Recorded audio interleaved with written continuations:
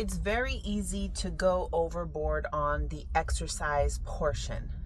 It's also very easy to go underboard and not doing any exercise. So we got to find the happy medium between doing too much and not doing enough, or not doing any at all. I find that if you just do a little bit, that's enough, because actually overdoing it on the exercise creates neurotoxins. Yes, that's toxins in the brain and in the nervous system.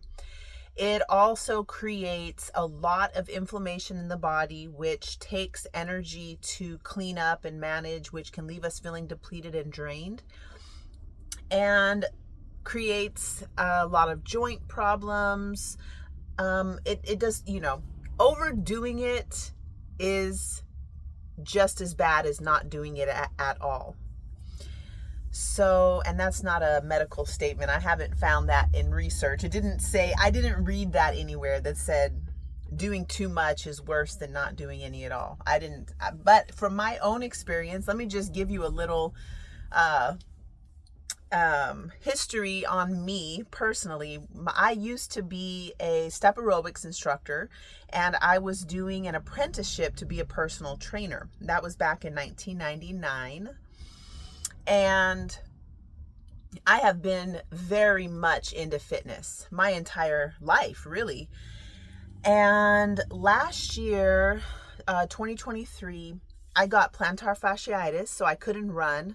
As soon as that started to get better, I had about a week of really good runs where I was like, oh, I'm back. I feel so good. And then I broke my toe. Then I couldn't run again. And then I had a problem with my menstruation cycle. Just one cycle was really strange and left me very tired. And then that was better. And then I had a kidney problem and a urinary tract infection, which took up about 2 months, that I'm just now starting to feel like I have my energy back again. So my exercise has changed a lot. And the really funny thing that I wasn't expecting is that even without doing all the intense exercising, I used to run every day, like 2 to 3 miles. I have not gained an ounce of weight. Like, nothing physically has changed that I would have expected to change. My clothes fit me exactly the same. The only thing that's different is that I have more energy and that I have less pain. Actually, I have no pain. Like, I feel really, really good. And so part of this 7 days of the discipline of self-love is to come back into some sort of a routine with waking up, going to bed, eating food at a certain time every day, and some kind of exercise. So for what I want to talk about here is the benefits of a yoga practice.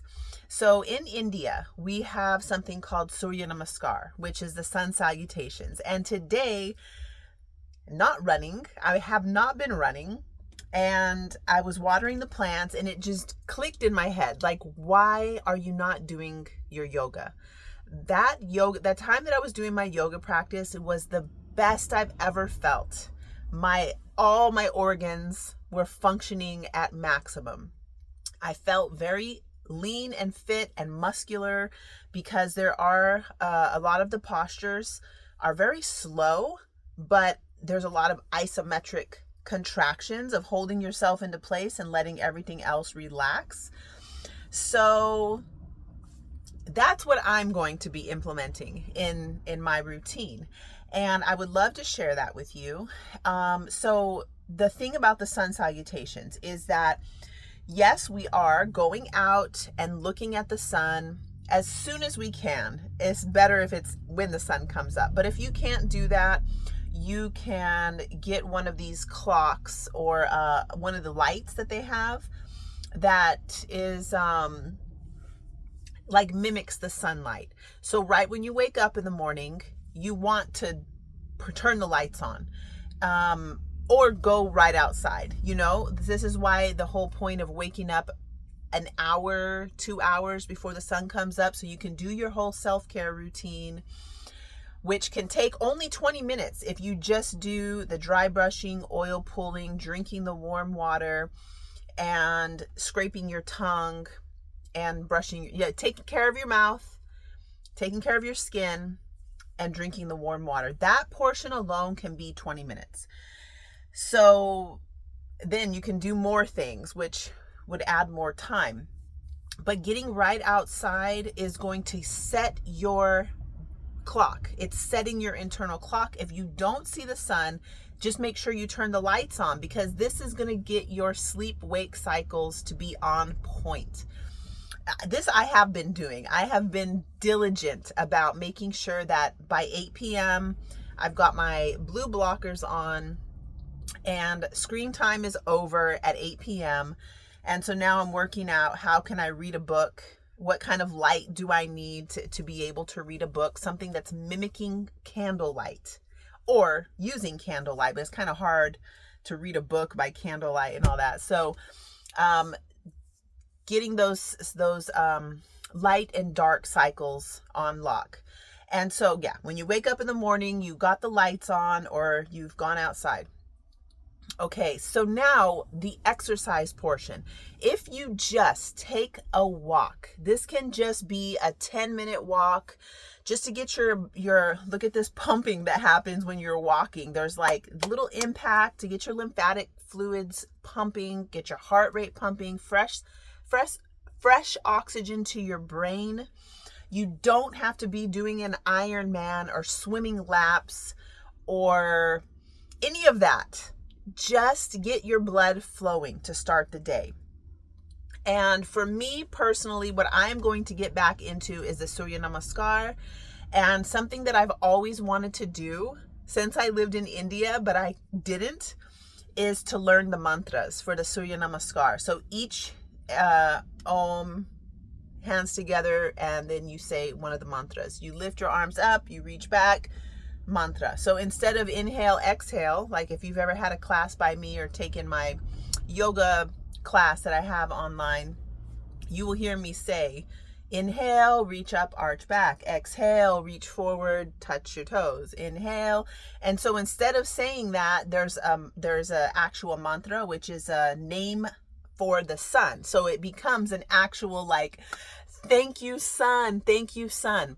As we are saying thank you to the sun, there's something in us that is igniting this beautiful, wonderful gratitude for the light within our body and from the external world, which the sun, as we know, makes life on earth possible. So it's a really beautiful practice. Like I mentioned, you don't have to say the mantras. I feel like that's super next level, which is probably why I haven't done it myself. And that is part of my goal for the discipline of self-love, is to learn them. Learning them is part of the problem, because when I lived in India, my teacher, who was Indian, would say them for us. Bhuma Chaitanya. If I only know a handful of people from here who have gone to meet my teacher because they wanted to experience what I call real yoga, real yoga teacher training, where you're actually learning from the source. So anyway, that would be my best recommendation for everybody, is to do the Surya Namaskar, aka sun salutations. And I'm not talking about core power yoga version of sun salutations, because you're missing a whole bunch of things. Their version, I think they call it Sun A and Sun B. That's not Surya Namaskar. I've been working, should I say that? Yeah. I've been working on this person, and this person I'm working doing body work is a yogi. They call themselves a yogi, and didn't understand that yoga came from India and that it's a whole cultural thing. It was like, she was like, oh. So that, anyway, there is so much to it. And as I've been teaching earlier in the Dinacharya practice of Ayurveda, yoga and Ayurveda go together. So it's almost like you can't have one without the other. So there are yoga practices that are specific to each of the body types. So for your sun salutations, if you are a kapha person like me, I want you to look at my I know it's hard for a lot of people to believe that I'm kapha, but if you see pictures of me from my past, it would make more sense. But I'm a balanced dosha. Like I have, for the most part, I get into funks where I'm not balanced, and then I'm in bed and you can't get me out of bed, and I'm like depressed and heavy and I just want sweets. That is part of my pattern, but I am predominantly kapha. Kapha is anyway, don't worry about it. What I want to say about the Surya Namaskar is that you can do your Surya Namaskar in a faster pace, which is really good for kapha people to work up their little heart rate and get a little sweaty.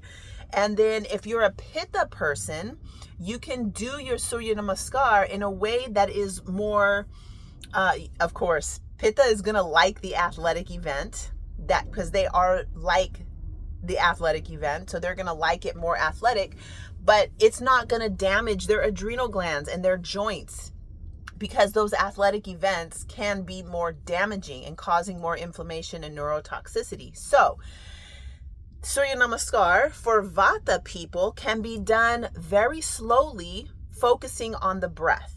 And this is so grounding and so calming for Vata type people who are, that's these ones. We probably won't have any in here, and I can say that with confidence, because in my practice, either doing nutrition counseling or body work, just those two with the physical practices, Vata people don't really come to me. And I think it's because of my constitution, like attracts like. So I will encounter more people who are kapha and pitta. And so, but if you are here, thank you for being here. If you're a Vata person, Vata people are the most reluctant to create a routine. And guess who needs it the most? Vata people. They need it the most. So if you are a Vata person and that's predominantly wind, I like for Vata constitutions to still remain a Vata person, still have that spontaneity and flexibility, because you are the prana absolute. You are life force energy, and it's meant to be creative and fun. And these are the types of people who will get into a Surya Namaskar flow, doing their sun salutations, and like take a break to dance, or will be in one of the 12 postures of the Surya Namaskar and start shaking their leg, or, create a different movement. And that's beautiful. And I really encourage that. And to also remember to let it be grounding. Anything else about exercise that I would like to mention here? No, I think that's it.